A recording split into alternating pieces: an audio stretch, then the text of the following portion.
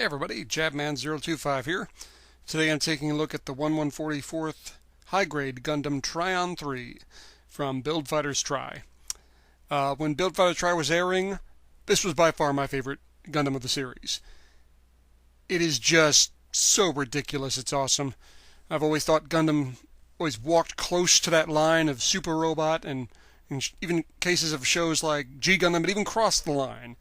But the Tryon 3 walks up to said line, lights it on fire, puts on a rainbow afro wig, a red Speedo, and pole vaults over it. And I just like it for that absurd factor. It's so crazy and stupid, it's awesome. And I just had to have this kit. I love the Gundam so much, I had to have this kit, and this is the only way you get a Gundam Tryon 3 right now, so let's have a look, see what we got. Now, I did do a custom job on this kit, i.e. repainted it. Nothing crazy here, just changes some of the colors. There are a lot of parts on this kit you don't need. When I decided I was going to paint it, I looked and saw what was X'd out in the manual that I didn't need.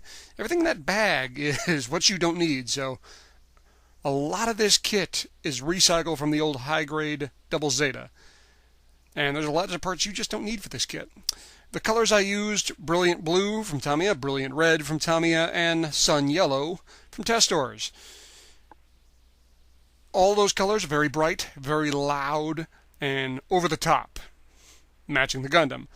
This Gundam can be described as many things, subtle is not one of them. And the whole thing's got a gloss coat. See the red, the blues, here on the yellow. The yellow is the one that didn't change much, it was already a pretty bright yellow. See, that's on the back side. At the front, I just brightened it up a little bit, and of course the gloss. I kept the gloss coating throughout and kept giving it gloss coats, top coats as well. Do have some painting to do. The eyes on the tiger, or lion rather, and the teeth need to be painted. They don't give you stickers for most of it.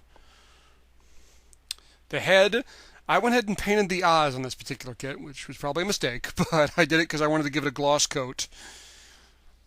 The arms, they're representative of Double Zeta. And on these binders on the arms, they have these decals here, these yellow. I decided to paint this. To do so, I wrapped the whole thing in blue painter's tape and then used these stickers as stencils to cut out pieces. And then went in later and spray painted several times yellow on top of this red.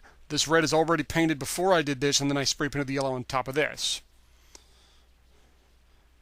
As so. This works really good when you have really crappy decals, but you can still use them as a stencil to make sure your lines are right. You see, this doesn't go perfectly because, one, it's on a gap, and you can see a little bit of bleed over, so I do have to go back in there with a toothpick or a hobby knife and clean things up very, very carefully before I give it a top coat. And here you see them all together. Like I said, bright yellows, bright blues, bright reds. The white on the Gundam is the only thing I didn't paint. The shoulders and the thighs are pretty much it. The backpack is gargantuan on this thing. It's most of the line outside of the head. And can he stand with it? Yes. Does it take much to knock him over? No. One little tap and there he goes. Arms, you don't get a ton of posability out. Shoulders are great, because it's just a peg and a polycap. These binders will fold up and kind of get out of the way.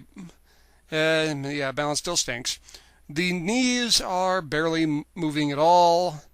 But it's not a big deal because he will be firmly planted on the ground at all times to keep him standing. You have a hard time even twisting the ankle on this thing or else he'll fall over. They also give you enough pieces to make a core fighter. They give it the instructions. I guess they figure, hey, it's all here, might as well. Accessories, beam saber with a big handle and standard 1/100th blade, which actually makes sense here.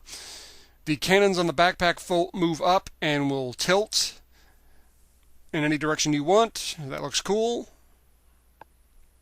But the selling point of this accessory bundle is this thing. This is a giant eagle's head with a giant beam saber blade coming out of the mouth and 4 energy wings. And yeah, that thing's pretty ridiculous. It's kind of fun. You can see the yellow there on the side. That's painted, and it was a royal pain in the butt to paint. The white section on the eyes, that's a sticker I went ahead and used because I did not want to throw white there on the eyes, or paint white there. Putting the yellow on top of that blue is really a pain in the butt. Doing the white would be crazy. Now, transformation. Sort of. This transforms in the same way a Lego kit does, i.e. you take it all apart and you build it back together as something else. Take away the hands, the head, the feet, you just don't use them. The line's pretty easy. Take the head, put it on the front of the backpack and unfold the legs and unfold the tail. Pretty simple.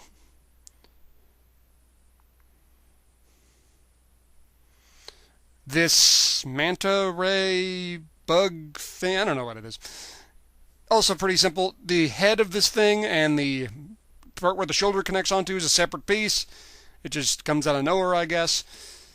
Take the back of the beam saber and the arms, fold them around, and add thrusters where the hands were. The eagle is essentially the legs with the bottom part turned upside down, the vents change position, and thrusters where the knee was, if that makes any sense. The energy wings on this thing are not the same energy wings that came on the beam saber blade. It is a much bigger set. I was wondering, are those the same blades? No, the energy wings on the actual eagle are much bigger. Final thoughts on this kit. Honestly, I'm not that impressed. I really like the Tryon 3. The beam sword is really cool, and you can do some decent poses with it. But that's about all you can do.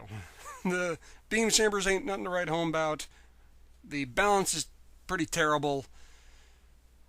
It needs a lot of detail work, stickers or otherwise. It's a blatant recycle kit, and I think the Tryon 3 deserves better. I still love the Tryon 3. I think it's goofy and stupid and still awesome. But this kit isn't that good. I'm sorry. I wish it was. The main gimmicks are the cool sword and the transformation, which is kind of a transformation, but I just can't give it a thumbs up. Well, guys, thanks for watching. Hope you enjoyed it. If you got any questions, please ask them. I'll answer them as best I can. Please stay tuned for more. Always got more reviews coming, and I'll see you guys next time. Oh, and one more thing. Damn it. Damn it. And damn it. And carefully. There we go.